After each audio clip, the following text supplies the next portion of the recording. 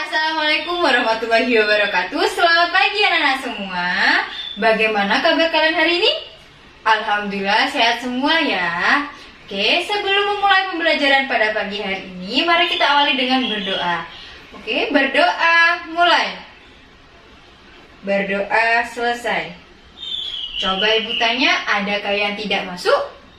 Oh, masuk semua, pintar semua kelas 4 ini ya. Pada pertemuan kali ini akan membahas tentang aktivitas ekonomi yang berkaitan dengan sumber daya alam dan potensi yang ada di sekitar. Nah, ibu akan menjelaskan tentang tujuan pembelajaran yang akan kita lakukan hari ini. Jadi tujuan pembelajaran hari ini adalah siswa dapat mengenal kegiatan ekonomi yang berkaitan dengan sumber daya alam. Apa sih kegiatan ekonomi itu anak-anak? Jadi, kegiatan ekonomi adalah kegiatan di mana masyarakat melakukan segala usahanya untuk memenuhi kebutuhan.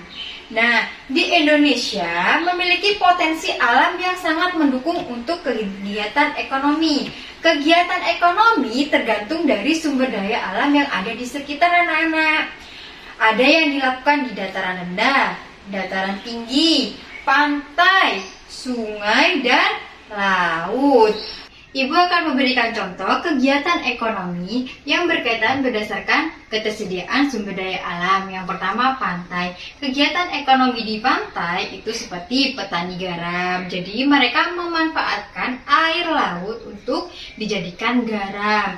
Yang kedua, pengrajin kerang. Dan yang ketiga, nelayan. Nah, nelayan menjual hasil penangkapannya di pasar ikan. Yang kedua, laut. Contoh kegiatan ekonomi di laut seperti pengembangbiakan terumbu karang. Ini contohnya, ya. Ini gambar dari terumbu karangnya.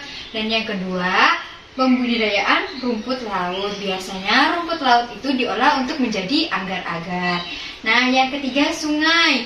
Di sungai itu kegiatan ekonomi yang dilakukan seperti budidaya ikan dengan cara jala apung. Ini gambar dari jala apungnya. Dan yang keempat, dataran tinggi. Kegiatan ekonomi yang dilakukan di dataran tinggi itu seperti perkebunan kopi dan teh. Nih, ini contoh dari dataran tinggi. Kegiatan ekonomi yang kedua itu objek wisata. Dan yang terakhir, dalam bidang kehutanan. Jadi dalam bidang kehutanan itu, kayu yang sudah layak untuk ditebang akan dimanfaatkan. Dan yang terakhir, yang kelima, dataran rendah. Nah, kegiatan ekonomi di dataran rendah itu seperti satu, pertanian. Nih, pasti tidak asing dengan pertanian karena ada di sekitar kita. Dan yang kedua, kegiatan ekonomi yang kedua, pengembangbiakan terumbu karang. Ini contohnya, ya. Ini gambar dari terumbu karangnya. Dan yang kedua, pembudidayaan rumput laut. Biasanya rumput laut itu diolah untuk menjadi agar-agar. Nah, yang ketiga, sungai. Di sungai itu kegiatan ekonomi yang dilakukan seperti budidaya ikan dengan cara jala apung. Ini gambar dari jala apungnya.